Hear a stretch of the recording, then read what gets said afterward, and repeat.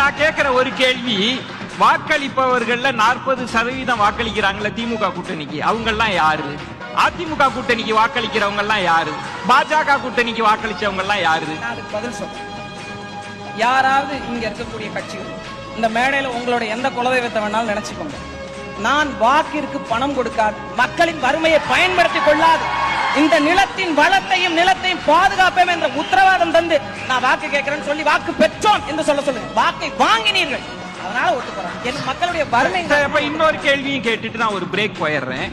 தொடர்ந்து வாக்குக்கு பணம்ன்றத சொல்லிட்டே வரீங்க, எலெக்ஷன் முடிஞ்ச பிறகு பணத்தால் கிடைத்த வெற்றின்றீங்க. 26 மற்றும் உங்களுக்கு என்ன மாற்றம் வந்துடும்? என்ன நம்பிக்கை இருக்கு?